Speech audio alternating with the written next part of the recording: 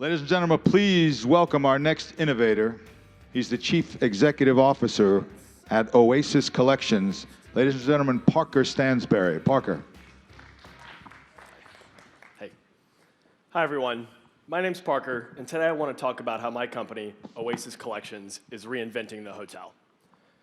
I started my career in New York, and in addition to experience in finance, restaurants, and film, I developed a personal passion for hospitality as the organizer of more than my fair share of group trips and share houses.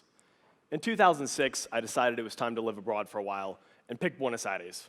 Due to my planned stay of 3 months, hotels weren't an option, so I took to the internet to look for some short-term rental options. The concept was popular there long before the Airbnbs of the world. After a process which strained my non-existent Spanish to the maximum, I found an apartment in an up-and-coming neighborhood. This, I said to myself, is the future of travel. But something was missing. So here's the problem. Hotels can be great, but aren't an authentic way to experience a place. Plus, they're expensive and can feel cramped after a stay of more than a few days. Home rentals, on the other hand, are authentic, but lack consistency and service. At Oasis, we solve this need by deconstructing the hotel and creating an experience which offers the space, value, and authenticity of the home with the service, security, and reliability of the hotel. Plus a whole lot more. So what does this mean? This is Sasha and James from New York. They're visiting London for a week and have heard good things about Oasis. They visit our site and browse a curated list of properties in London's best neighborhoods. Every single home has been personally vetted by a member of the Oasis team and comes with professional cleaning, boutique toiletries, and fresh linens. Sasha can't make up her mind, so submits an inquiry and is contacted immediately by a reservation specialist who, given his deep knowledge of London, is able to help her find the perfect home. Once she's booked, she decides to upgrade her stay. She chooses an airport transfer and a bottle of gin from our famed mega bar concept. Upon arrival, she's greeted by a member of the Oasis team who checks her in and gives her a tour of the property. There's also a welcome gift and, of course, the bottle of gin. On the first evening, James is eager to experience the local food scene, so he opens our mobile app and searches a curated list of restaurants in the area. He calls our concierge, who books him a table. Again, this is a member of the Oasis team that is locally based, not an expert Googler at a call center in San Francisco. On day 3, after all this eating out and gin, Sasha is in dire need of some exercise. She grabs a free pass to 10 Health and Fitness, one of our fitness partners, and is off to the gym. By day 5, Sasha and James have done their fair share of exploration and are anxious to meet some people. They decide to visit the South Kensington Club, one of our private member club partners, and upon arrival are immediately plugged in to a local scene surrounded by like-minded individuals. So this clearly isn't a soulless booking platform. This is a totally new take on good old-fashioned hospitality, and it really is the most incredible way to truly experience a city. But I know what you're saying. Curated apartments, concierge, private members clubs, sounds pretty expensive, right? Actually, it's not. Our ADR for at average daily rate for a London one-bedroom apartment is 170 pounds. That's 40% less than an average 4-star hotel. So it's no surprise that our guests love us. Our Net Promoter Score is a whopping 78. That's 30% greater than Hyatt's and double that of Airbnb's. Businesses are on board as well. We've developed a category-killing corporate use case that has attracted the likes of Google, Nike, and Adidas. So let's talk about the market. It's no shock, hotels and rentals are a gigantic market, $600 billion, of which the extended stay and high-end niches are approximately $150 billion. Not so niche, is it? With Oasis's asset-light model, we are well-positioned to scale quickly to attack this massive market opportunity. But will it work? Luckily, it already does. Since our start in Buenos Aires in 2009, we've grown to 18 cities and 11 countries on 3 continents. The unit economics are compelling. Our average stay is 18 nights, which drives an average booking amount of $4,000. With a 22% take rate, we're getting $880 of revenue per booking against a servicing cost of only $250. But we're just getting started. Our plan is to take Oasis to 100 of the world's most exciting cities by 2020, creating a global brand rooted in local expertise and boosting my airline loyalty status in the process. That's a lot of cities I'm going to have to visit there.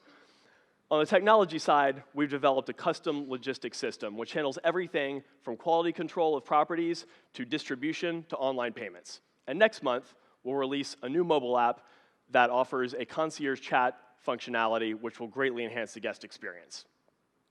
We've established a diverse superstar team of 150 people around the world with experience in hospitality, consumer internet, technology, finance, and real estate. Accor Hotels was impressed and recently invested $12.5 million to help us take Oasis to the next level. So, at its core, this is what Oasis is all about. 1, de-risking the home rental experience for owners and travelers.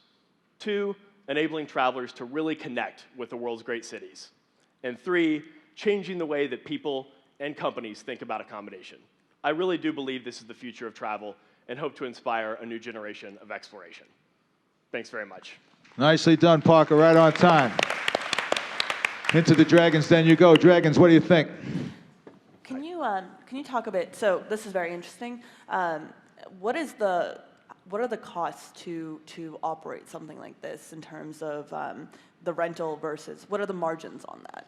Sure. I mean, you can look at margins in a couple of ways. I mean, our take rate is 22%, so compared to sort of an online booking platform that's maybe taking 10 to 12%, we're able to take a healthier margin because we're offering the owner so much in terms of logistics management and whatnot. So it's only 22% to the owner, and then all of the costs that go into meeting the person and all of that it's all wrapped into that. So there's no sort of, we don't do like Airbnb, we don't charge an overt booking fee to the guest. All of our margin is coming out of the owner side, again, because we're offering so much for the owner. These are typically investment property or second home owners that, they're not really looking to be managing inquiries and doing check-ins and key exchange, so they're very willing to pay the 22%. I actually think there's been some upward momentum in our take rate. It could go to 24 to 25, I think.